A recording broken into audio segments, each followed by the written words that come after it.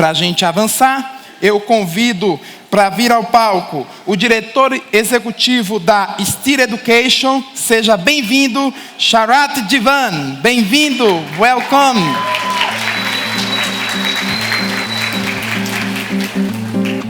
Olá. Sim, thank you. Obrigado. Thank you.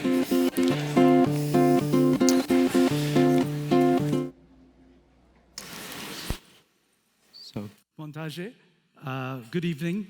Namaste in Indian as well. Boa tarde, é a segunda vez que eu venho ao Brasil. A feijoada estava uma delícia.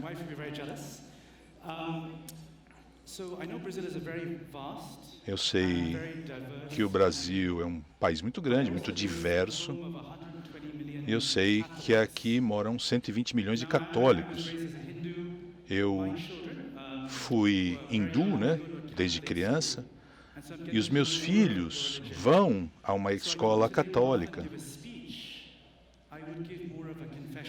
Na verdade, eu vim aqui não para dar uma palestra, é fazer uma confissão. E eu quero confessar 4 coisas para vocês hoje. A minha jornada na educação com professores e o que eu aprendi nessa caminhada. A primeira coisa, eu sou um jardineiro terrível. Alguém tem jardim em casa? São Paulo é complicado, eu sei. Eu sempre morei em apartamento. E agora os meus filhos estavam crescendo, a gente se mudou e a gente teve o nosso primeiro jardim. Não era jardim, para falar a verdade. Era um terreno lá de terra, não tinha nada. Então eu contratei um jardineiro e falei para ele, o que eu faço? Ele me deu uma lista enorme das sementes que eu deveria plantar ali naquele terreno. Fui numa loja, comprei a semente. Depois, 2 semanas ficamos ali plantando, cuidando do jardim. 3 meses depois, não acontecia nada. Nada crescia ali. Eu fiquei chateado, preocupado. Eu liguei pro jardineiro. Ele falou, não, peraí, eu te dei a semente errada. Ele me deu outra semente. Comprei a semente, voltei, plantei. A história é longa. Mas no final desse processo, nada crescia. O terreno estava ali tão infértil quanto estava no começo. Chamei o cara de novo. Eu falei, o que está acontecendo? Sinto muito. Eu acho que falta fertilidade no solo. Foi uma metáfora muito legal para o problema na educação. Você está muitas vezes plantando sementes. Pode ser o currículo, avaliação, alfabetização, para professores, alunos, técnicos. Mas o solo não é assim tão fértil. Eu quero falar de 3 áreas com relação às crianças, professores e também autoridades ou técnicos, né, como vocês chamam aqui. Para as crianças, em primeiro lugar, quando eu entrei para trabalhar com educação, eu não era professor. Eu me sinto assim, até um charlatão, conversando aqui com vocês. Mas eu fui aprendendo ao longo do caminho, né? Você coloca uma criança numa carteira, né, com professor, com material didático, e você acha que vem essa transmissão do conhecimento mágica. Mas eu aprendi na prática que a vida é um pouco mais complicada do que essa noção. Mesmo até nessa experiência prática. Eu sou indiano, minha esposa é marroquina, fica ali no norte da África. Ela estudou numa escola árabe e ela recebia assim um castigo na mão, né, uma palmatória assim, mas por dar uma resposta errada, não por mau comportamento. Levou muitos anos para ela aprender qualquer coisa, porque ela tinha medo de responder qualquer coisa. Então, essa nossa experiência, todas as crianças precisam de elementos básicos, condições, pré-requisitos para que o aprendizado de fato aconteça. Ter segurança numa sala de aula, tanto emocional quanto fisicamente. Você pode ter um clima de agressividade nas salas de aula. E eu sei que vocês têm que lidar com esse problema. É um trabalho heróico, né, que vocês desempenham para conseguir ser professor e lecionar nessas condições. Os alunos precisam participar, querer aprender, precisam se sentir e ter essa ideia de pensamento crítico, né, pensar por si. E ter confiança no processo de aprendizado também, assim como aprender matemática, português, etc. É importante também.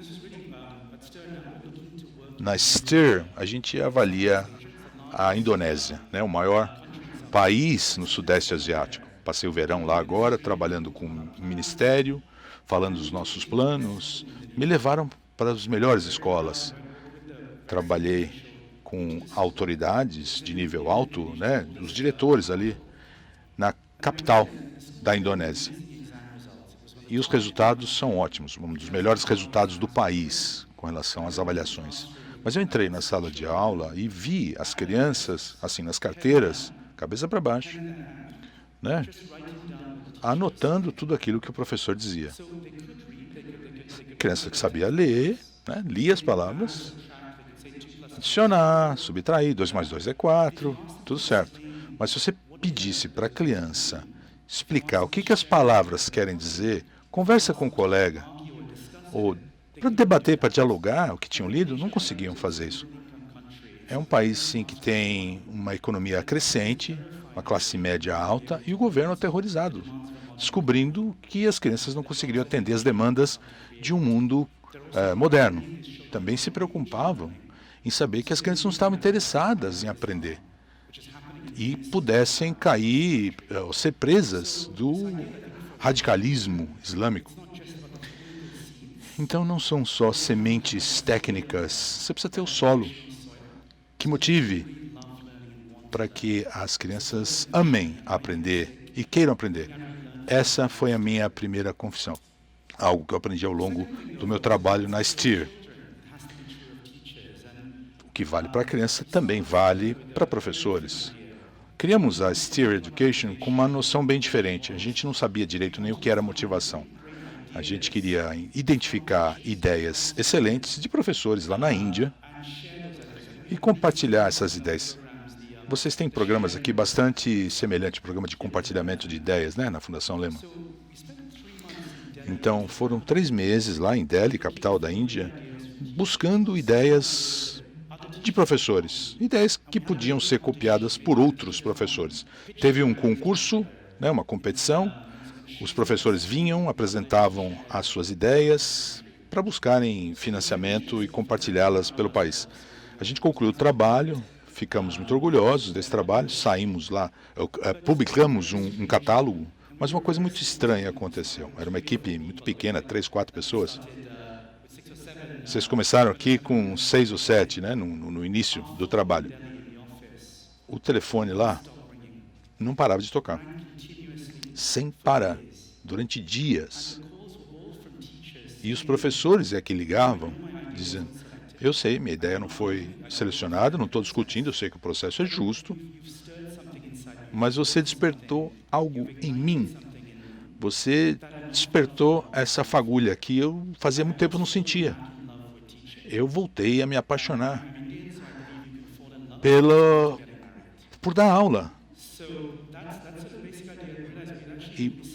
E você acaba perdendo essa noção, né? E por acidente, ou por acaso, havíamos despertado essa paixão entre os professores. Eu fiquei cético, eu sou bastante cético em geral. Eu falei, não, peraí, isso não é real. Não estamos pagando os professores, mas eles estão ainda querendo. Então a gente tentou fazer esse experimento. Eu não sei como é que é um casamento aqui no Brasil. Quantas pessoas vêm num casamento? 300 pessoas vêm no casamento? Na Índia, às vezes, é 2.000, 3.000 pessoas. Os casamentos indianos são assim, nessa proporção. O maior lugar que você encontra na Índia. No meu casamento foram 2.000 pessoas convidadas. Então a gente encontrou um ambiente maior lá, ficava um lugar afastado da cidade. Era um salão de festas bastante antigo e a gente reuniu os professores ali. Eram 400 professores. Tudo bem, você está interessado, quer fazer algo? Vamos começar essa rede de professores, para os professores se reunirem, aprenderem entre si, trocar ideias, trabalharem juntos. E a gente fez apostas, né? A gente falou, vamos apostar. Quantos desses 400 professores vão aparecer lá em Delhi? Só para te dar um contexto, era um domingo. A Índia adora cricket, sabe aquele esporte, o cricket? O futebol é o esporte favorito do brasileiro. Lá é o cricket. Estava muito calor e a gente começou a apostar. Quantas pessoas vão aparecer no salão de festa? Eu falei, 80. Eu chutei 80. 340 dos 400 apareceram lá naquele domingo de manhã. Muitas mulheres jovens com filhos e o marido não queria cuidar dos filhos, então as mulheres trouxeram os filhos. A gente montou uma creche só para distrair as crianças ali. Mas foi uma manhã tão alegre. A gente ouvia risos o tempo todo. Aquela noção de professores trabalhando juntos, assim, todos motivados. Eu falei, esse é o futuro que eu quero. Então a gente montou essa rede de professores. A gente montou redes de 20, 30 professores em 10, 12 escolas, com reuniões mensais, de 2 horas mais ou menos, conhecendo experiências bem-sucedidas, casos da Índia ou de outros países. Mas não é chegar e falar para o professor o que ele tem que fazer. Há o espaço para debater, montar um plano de ação para suas aulas, chegar a um consenso, colocar em prática e depois experimentar mesmo na prática. Um técnico de uma escola observa a aplicação da ideia. Por exemplo, o professor fala, eu quero melhorar os exercícios aqui, a rotina, eu perco muito tempo porque eu não consigo gerir a sala muito bem. Então, quando a criança passa pela porta, o professor que fica na porta, assim que a criança sai, checa o que você aprendeu. É uma maneira de você aumentar o relacionamento, né? Fortalecer essa ligação. E também checar o desempenho do professor. Testaram a ideia, mas durante a aplicação prática, aprendemos que os professores se sentem essa noção de autonomia, sentem-se independentes para mudar alguma coisa na sala de aula e se aperfeiçoam profissionalmente e têm essa noção de propósito e se conectam com a causa pela qual decidiram lecionar e porque amam a profissão tanto. E encontrando outros professores em situações semelhantes para que trocassem experiências. Algo muito simples, mas essa nossa jornada nos últimos 7 anos é bastante assustadora. Foram 25 professores em 2012, 7 anos atrás, uma rede só. Agora são 8.000 redes por mês, com 200.000 professores participantes, em 40.000 escolas em todo o país e agora na Uganda também. O que é impressionante é que em todos os casos não é o dinheiro que troca de mãos. O professor não precisa pagar nada, fazem o trabalho porque adoram lecionar. Eu sei que o problema do salário dos professores também é grave aqui no Brasil, mas ainda assim você encontra muita energia. Quando você fica numa sala de aula de 7, 8 horas por dia, por que não transformá-la numa experiência que vai de fato mudar as vidas das pessoas? Vocês estão aqui no sábado, vocês compartilham dessa ideia. É impressionante ver tantos professores na Índia que muitas vezes recebem críticas na imprensa, acabam perdendo esperança. É bobagem, né? Você só precisa despertar essa fagulha, acender essa fagulha. E a minha segunda confissão foi, então, eu subestimei os professores. A terceira confissão é que não interpretamos bem o papel dos técnicos, dos gestores nas cidades na Índia. O melhor exemplo, a gente estava no maior estado da Índia e um professor ali que já estava na nossa rede fazia uns 6, 7 meses, eu o conheci muito bem, eu lembro bem, é um professor bastante tímido. Ele precisou de vários meses para mudar. o seu estilo. Mas depois de 5 meses trabalhando gradualmente, ele tentou mudar a sala de aula. Imagina as cadeiras assim na sala de aula. Ele mudou de posição, colocou então um círculo para os alunos aprenderem juntos, com mais trabalho em grupo, mais interação entre os alunos da sala dele. E ele ficou muito orgulhoso com aquela conquista. Eu conversei, tirei uma foto com a imagem para registrar aquele momento. E depois de eu ter conversado com ele, o técnico, o gestor, entrou na sala de aula dele e ele ficou irritadíssimo. Ele gritou com o professor: é proibido, você não pode fazer isso, não pode colocar as cadeiras em círculo. Em 30 segundos, 5 meses de trabalho, acabaram caindo por terra. Então a gente fez algo que não era justo, colocou pressão no professor para mudar, implementar a mudança, mas você precisa ter apoio do sistema, seus supervisores. Se a gente não trabalhar assim, nenhuma mudança vai ser sustentável e só vai piorar as coisas para o professor. Então a gente começou a pensar como motivar os gestores, os técnicos, as autoridades, para que elas tivessem também autonomia, o domínio do conhecimento e um propósito. Vocês têm visões compartilhadas, muitos técnicos aqui, muitos gestores, muitos gerentes. Vocês precisam motivar professores, mas infelizmente na Índia o supervisor lá se coloca na posição de um administrador. Eu cuido da burocracia, mando os dados para o ministério, para a secretaria, etc. e tal, e acabam omitindo outras responsabilidades. Então, conversamos com o governo para mudar a descrição da função desses administradores. Administrar as redes passou a ser função deles. E era uma oportunidade para desenvolver competências, desenvolver liderança. Então, encararam aquela oportunidade como algo positivo e passaram a ser administradores por natureza, naturalmente. Então a gente ajudou a reacender esse interesse pelo ensino. Eles recebem informações regulares, mas realmente eles é que tomam a direção. São 8.000 desses administradores gerindo as redes. Em cada cidade, ele administra o orçamento municipal para que esse sistema aconteça. E o que é interessante é que não somos mais uma ONG pequenininha, a STEER, tocando o programa. O programa agora é governamental. E o próprio governo tem orgulho do programa, tem o branding, tem a marca do governo, e depois de 5 anos a gente deixa o município, todos os nossos funcionários saem, e isso passamos o controle para o governo municipal. Isso acontece cada vez em mais lugares na Índia. Isso terminando a história católica. Então, 3 confissões importantes. Subestimar por que é importante para as crianças ter paixão pelo aprendizado e por que é tão importante para os professores amar o ensino e reacender essa chama.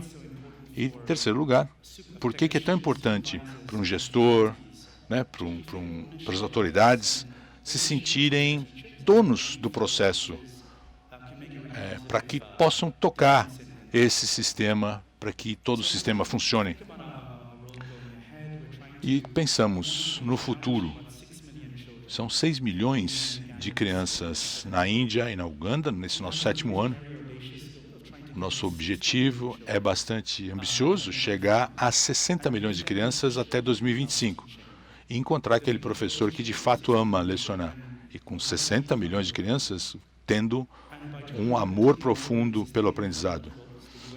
Depois desses objetivos do milênio da ONU, esperamos chegar a 300 milhões de crianças tenham esse professor ou professora que realmente despertem essa paixão pelo aprendizado. Falta muito, estamos interessados em conhecer o que acontece no Brasil, conversando com a Fundação Lehman para estabelecer maneiras de cooperar com vocês no futuro. Mas é uma experiência maravilhosa aprender com vocês o que está acontecendo aqui e em outros países também, como a Índia, que cresce tão rapidamente e está mudando tão rapidamente quanto vocês. É uma responsabilidade enorme que nós todos temos juntos aqui para ajudar a juventude, para que sejam aprendizes para a vida toda. No Brasil, daqui 10, 20, 30 anos, vai ser bem diferente do Brasil que eu vi ontem à noite, né, aqui em São Paulo. O que essas crianças vão fazer serão diferentes. As suas conquistas serão diferentes. Não conseguimos controlar essas mudanças, mas conseguimos construir a base para que esse aprendizado para a vida toda continue. Na sala de aula, na sua sala de aula, e despertar esse amor pelo aprendizado que vai valer para a vida toda. É o que eu tinha a dizer. E para encerrar essa história do jardim, o jardineiro voltou, ele falou do solo, né? E ele falou: você já pensou em colocar um jardim artificial? Eu não dei atenção, tentei de novo. Eu tirei toda a terra ali, mudei. Veio um trator, né? Depois com uma empilhadeira ali, tirou tudo, refertilizamos o solo, ele voltou a ser fértil. Agora eu olho para o meu jardim, ele está todo bonitão. Eu sei que não estou ajudando o meio ambiente assim para o mundo todo, mas se a gente conseguir deixar esse solo fértil para milhões e milhões de alunos e professores, a gente vai poder encarar a educação de uma maneira diferente e garantir um futuro maravilhoso para as nossas crianças. Muito obrigado. Obrigado, Sharat. Take a seat. Ok? Bom, agora teremos espaço para as perguntas de vocês e por isso, por favor, utilizem o Slido para enviá-las. Lembrem-se, na hashtag a palavra é plenária. E agora eu convido para vir ao palco para mediar o diálogo entre o nosso convidado, o Sharat, e a plateia, ela que é editora pública da Geduca. Seja bem-vinda, nossa mediadora Marta Avancini. Bem-vinda. Olá, Marta. Tudo certinho? Certinho. Ah, bom. Tudo bem. Thanks, Father. How are you? Thanks so much. Oh, yeah, thank you so much. Boa tarde, quase boa noite, né? Eu gostaria de, antes de tudo, agradecer imensamente à Fundação e pelo convite, pela oportunidade de estar aqui pela segunda vez, né, participando desse evento, enfim, tendo esse contato fantástico, que é uma coisa sempre enriquecedora com o professor. Acho que todo jornalista precisava disso um pouquinho, né, passar por um espaço desse. E eu acho que a gente está falando de um tema que é muito importante, é o tema mais importante. Tudo que a gente fala, né, todo o debate, toda a discussão sobre educação, a gente chega nisso. Não, mas o que faz a diferença é o professor. A gente precisa falar do professor. E, ao mesmo tempo, a gente vê muita notícia, muita informação sobre os baixos salários do professor. Recentemente saiu o dado da OCDE, que o Brasil tem o segundo menor salário de professor no universo de países pesquisados.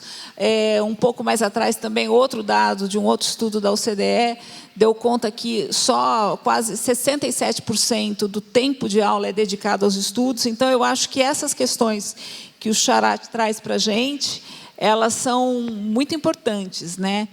E ele contou a trajetória dele, e eu queria tocar num ponto, né, que eu achei muito importante. Quando eu comecei a fazer as pesquisas para me preparar para essa mesa, eu fui fazer uma pesquisa no site da organização dele.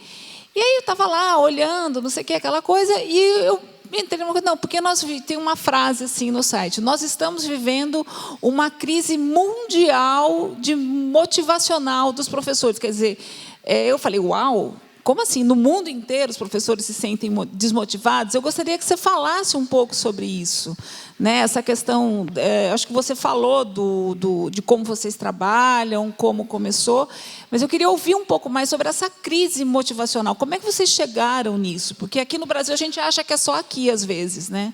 Então, fala um pouco sobre isso. Thanks, Martha. Obrigado, Marta. Com certeza não são só vocês. Eu acho que é um problema global. uma das coisas assustadoras é que o dinheiro em si não é a solução para o problema. Por exemplo, na Índia, a Índia também, como o Brasil, tinha salários muito baixos, que é abaixo da média, isso 15 anos atrás. E isso é ruim, a gente sabe como é importante para os professores serem valorizados, conseguirem prover para suas famílias, conseguirem se sustentar. Então, obviamente, o dinheiro com certeza é uma falta de motivação se ele não está lá. Isso vale para o Brasil e qualquer outro país. Mas eu acho que o dinheiro não é essa solução mágica. Então, a Índia teve 5 crises em termos de salários para os professores ao longo dos anos.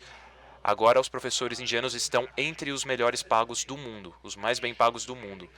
E isso é ótimo para a profissão, mas 1 em cada 4 professores da Índia ainda não comparece em dias escolares. Então, essa ausência não mudou apesar do aumento do salário. Então, o que a gente pensa é que o pagamento, é claro que é um fator importante, os professores precisam ser bem remunerados, precisam de um salário justo, mas isso por si só não vai ser a resposta. A gente fala muito sobre a ideia de autonomia. Um dos problemas que a gente vê mundialmente é que os professores se sentem como burocratas, não como agentes da mudança. Eles não conseguem causar transformação na sala de aula. Eles não têm um senso de maestria. O que isso quer dizer? Eles têm formação, eles têm uma qualidade de trabalho, mas eles sentem que estão estagnados e não tem como avançar na profissão. E se você, como jornalista, não consegue melhorar, se você não consegue subir, não tem como se motivar. Então, o que acontece é que a gente cria um sistema escolar onde a gente praticamente impede que os professores percebam o efeito que eles têm nas crianças. Eles se sentem servidores públicos. Então, como a gente pode conectar eles com as crianças e ver esse efeito? Então, a autonomia e a maestria são as nossas motivações intrínsecas. As redes da Índia, elas estão se fortalecendo, elas estão melhorando o engajamento, melhorando os resultados, e isso causa um espiral positivo. E o que acontece em muitos governos é que o professor não sente que consegue causar uma mudança, o professor se esforça menos, e isso cria uma espiral negativa. É baseado... Service. Isso que você está trazendo, né, dessa conexão do professor com o aluno, quer dizer, isso é baseado em evidências ou é na experiência de vocês, né? E aí eu vou aproveitar e trazer uma pergunta que já entrou aqui, quer dizer, como é que você vê essa questão da ligação do professor e do aluno? Como é que isso ajuda na educação? Né? E encatando aí um pouco, quer dizer, como que isso se encaixa nessa dinâmica de redes? Você falou que vocês trabalham formando grupos, redes de professores, né? Vamos por partes. Fala um pouquinho dessa ligação e depois a gente entra um pouco nessa questão. Queria que você contasse um pouco mais como é que essas redes funcionam, né? São duas horas por mês, os professores vão lá, conversam, enfim. Mas fala um pouquinho dessa conexão, aluno-professor.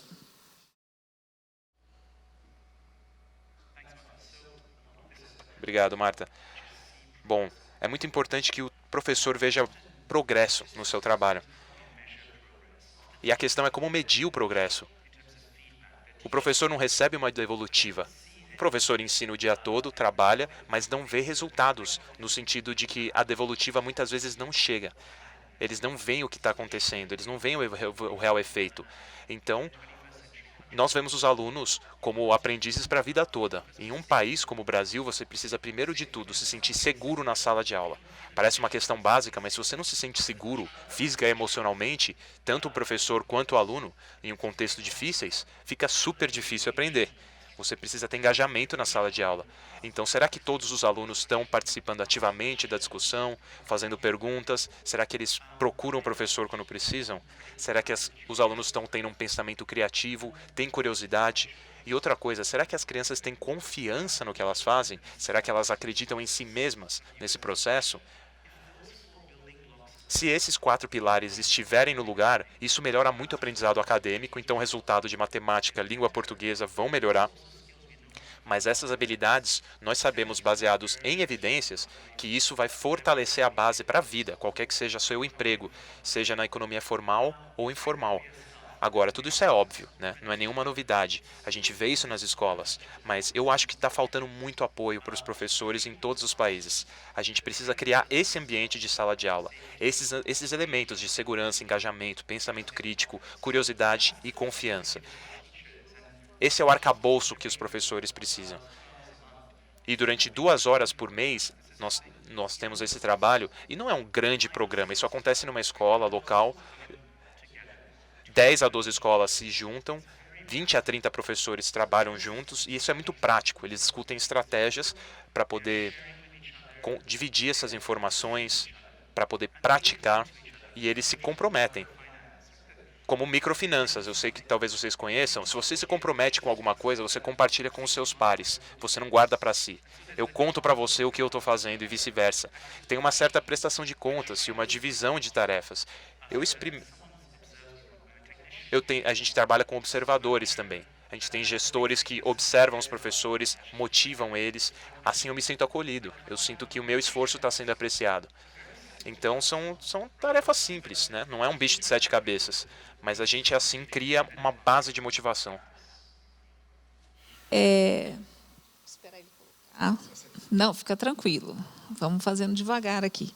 Tem muitas perguntas, gente. Tem, assim, não para de entrar perguntas aqui.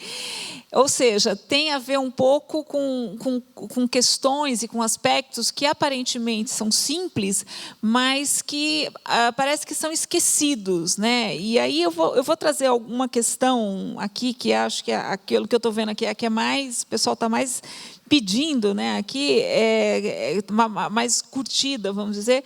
Essa questão, porque se são dimensões que não têm a ver exatamente com o que é ensinado, com o conteúdo que é ensinado, tem mais a ver com dimensões relacionais, né, e do como as pessoas se sentem no ambiente, existe uma questão forte da baixa autoestima do professor. Né? Quer dizer, como você vê a baixa autoestima do professor? Isso é uma questão também que acontece na Índia, em Uganda, nesses países que você conhece, onde você está trabalhando, certo? Como é que trabalha? Como é que isso pode ser trabalhado? Inclusive a valorização externa, né, de quem está de fora da dinâmica ali da sala de aula. Thanks, Martha. Obrigado, Marta.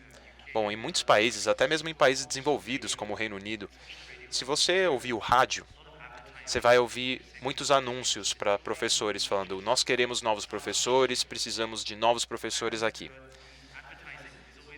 E o anúncio é sempre lindo, mostra uma sala de aula onde o professor pode fazer uma diferença e coisa e tal. O problema é que se você solta esse tipo de anúncio e não tem nada por trás, não é corroborado pela realidade, você vai receber um certo tipo de professor, eles vão chegar numa sala de aula onde eles não vão ser respeitados pelos gestores, vão ser insultados pelos alunos, a comunidade em si não vai valorizar esse trabalho. Eu acredito que a gente precisa de menos marketing e de mais ação. E se a gente puder mudar a sala de aula e fazer vocês se sentirem melhores, mais apreciados, mais felizes como profissionais, vocês vão contar para os seus colegas e isso vai mudar o status, vai mudar a sensação. Eu acho que essa valorização externa é muito difícil. Tem milhões de professores no Brasil. A gente precisa começar em sala de aula e a gente precisa causar uma mudança cultural no que acontece. Mas isso não é um bicho de 7 cabeças, isso não é possível. Tem pequenas coisas que a gente pode fazer. Se elas acontecerem em escala, começando com os líderes dessa sala, eu acho que a mudança pode acontecer, sim. Então, complementando, né, um pouco essa questão, essa perspectiva, tem uma questão aqui que muita gente está apoiando. Eu queria, como que a gente cria ambientes de diálogo produtivo entre os professores e os gestores do sistema, né? E qual é o papel do setor público, né, dos gestores nesse processo de valorização do professor? Porque passa por isso, né?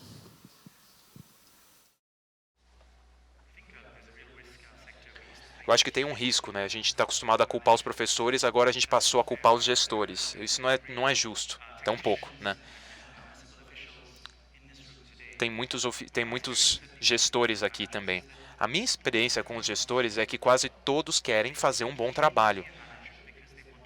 Eles passaram a ser gestores porque eles querem fazer uma diferença para os professores, provavelmente, mas no sistema a gente acaba tirando o entusiasmo das pessoas. E isso acontece por conta de como eles dedicam o tempo deles. O Dennis Misny e eu, a gente participa da mesma comissão, que é uma comissão com o Gordon Brown. A gente participa desse comitê e uma das principais conclusões do nosso relatório é que a gente sobrecarrega os gestores. Além de apoiar e motivar os professores, eles estão com muita coisa para fazer. Na Índia, eles têm que ver se tem privada no banheiro. Eles têm que ver se o programa de merenda está acontecendo. Claro que são coisas super importantes, mas isso distrai os gestores. Tira a atenção deles da tarefa principal, que é como que está o professor. O professor está tendo o que precisa em sala de aula. Então, no nosso trabalho na Índia e em Uganda, a gente reforça o papel do gestor. E a gente ajuda a entender como essa motivação é importante para os professores. E a gente investe nessa capacidade, nessa habilidade e na motivação. E é incrível você ver como a coisa anda. É muito mais coerente, né? Como foi usada essa palavra muitas vezes hoje. Porque o professor se sente mais apoiado, o gestor se sente satisfeito e o aluno também se beneficia. E então é uma questão de como é que se melhora então esse ambiente de diálogo. É só mudando essas práticas? Aí eu estou falando do diálogo entre os professores e os gestores, né? Como é que a gente melhora isso? Como que a gente, enfim, porque são dois mundos, né? É uma avaliação, é um monitoramento melhor. Como fazer isso? Eu acho que é uma resposta simples. A gente tem uma reunião das redes, onde o gestor precisa falar com 20 ou 30 professores, eles tocam essa reunião. A gente não toca a reunião por eles. Quem faz a reunião, quem conduz, são os gestores. E o gestor, às vezes, tem medo de entrar numa sala cheia de 20 professores e ter que dar conta dessa reunião, mas isso cria uma conversa super importante entre o supervisor e o professor. E eles precisam se entender. Tudo precisa ser expresso ali. Então, é muito importante que o gestor possa fazer perguntas que eles talvez tivessem medo de perguntar antes. Então, os supervisores fazem um papel de observador nas salas de aula, depois dessa reunião. Então, eles têm que ir para a linha de frente. Eles precisam observar o que a professora ou o professor está realmente fazendo. Isso cria uma interação prática, direta. E todo mês tem um relatório, eles têm transparência, eles veem muito bem como que as aulas estão se desenrolando. Sim, só de você fazer uma reunião, só de você criar esse monitoramento de dados, isso já ajuda bastante. Ou seja, é uma maneira do pessoal técnico da gestão olhar para os professores e dialogar um pouco com a realidade deles. É um pouco isso, né? Exactly. Eu vou trazer uma pergunta aqui importante. Tem muita gente querendo saber um pouco sobre como é a jornada de trabalho do professor na Índia, como é que é um pouco a realidade dos professores lá. Queria que você falasse um pouco sobre isso, né? E quais ações... acho que já está falando sobre as ações que você ajudou a implementar para mudar essa realidade dos professores. Quer dizer, essas redes, eu acho que isso já está explicado, já está falado. Mas conta um pouco como é a vida do professor na Índia. Ótima pergunta. Na Índia, um dos maiores desafios é que os professores trabalham em escolas onde a gente tem escolas pequenas na Índia, tá? O governo indiano construiu 1 milhão de escolas. Nós temos 240 milhões de alunos nas escolas, é a mesma população do Brasil. Essa é a nossa população escolar, tá? Esses são os nossos alunos na Índia. Então, tem uma escola a cada quilômetro no país.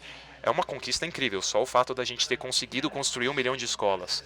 Mas para vocês terem uma ideia, como elas são tão próximas, você tem às vezes 20, 30 alunos na escola e você tem 1 ou 2 até 3 professores.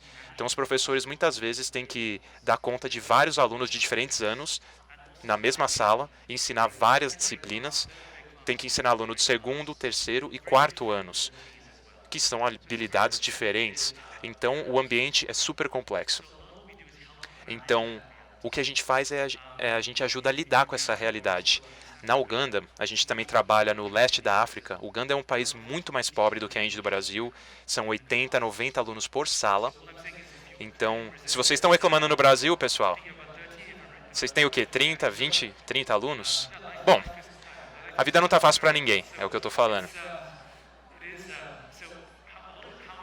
Então, como que a gente pode lidar com isso? Como a gente pode ajudar os professores a se sentirem no controle? O que acontece? Você vai para uma sala de aula na Índia ou em Uganda. A sala não tem nada na parede, não é um ambiente colorido, não é uma experiência alegre. A primeira coisa que o professor faz para mudar isso é colocar o trabalho dos alunos na parede, mostrar exemplos, colocar os livros. Só isso já muda um pouco a psicologia da sala de aula. Bom, nós estamos com pouquíssimo tempo, mas dá para fazer mais uma pergunta. Outra pergunta que veio aqui, muita gente votou, é como é a relação das escolas com as comunidades, com as famílias, né? Isso é um aspecto importante. Vocês lidam com isso de alguma maneira nos programas de vocês? Ótima pergunta. Um dos desafios que a gente encontra em países como a Índia é que a geração atual dos nossos 240 milhões de alunos que estão no sistema escolar, 80% desses alunos são aprendizes de primeira geração, ou seja, os pais nunca foram para a escola. É a primeira geração que está recebendo educação. Nós percebemos o seguinte, os pais adoram o fato de os filhos estarem estudando. Eles nunca tiveram essa oportunidade e eles fazem enormes sacrifícios para isso. Mas o problema é que muitas vezes eles não sabem ler, muitas vezes eles não sabem contar, eles não podem ajudar os filhos de um jeito prático.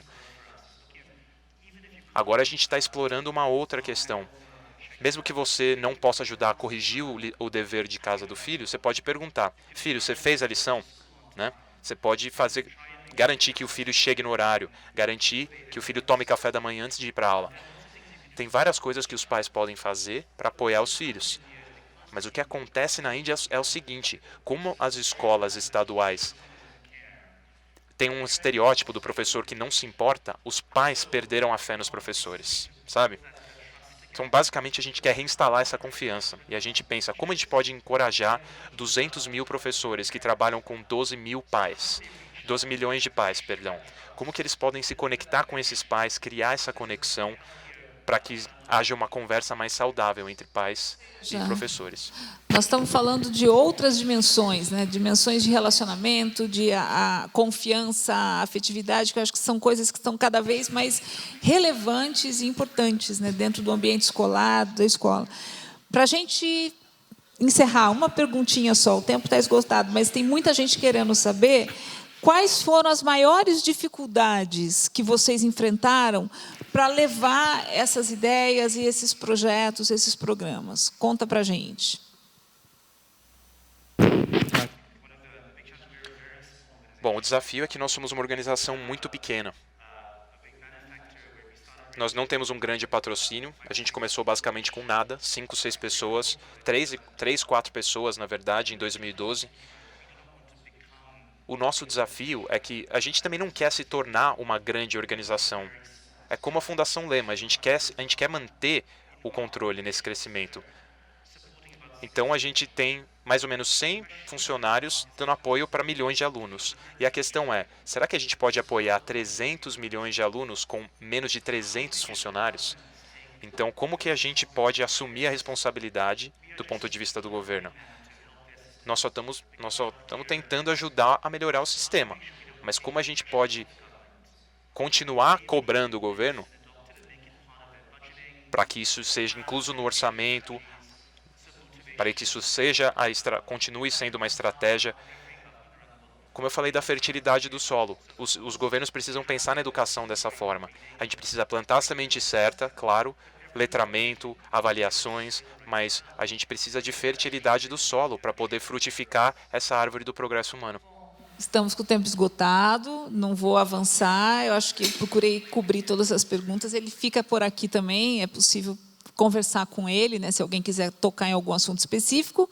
Então, eu agradeço você, Sharat, desculpa, eu treinei, gente, eu treinei, eu sabia que eu ia errar, me perdoe.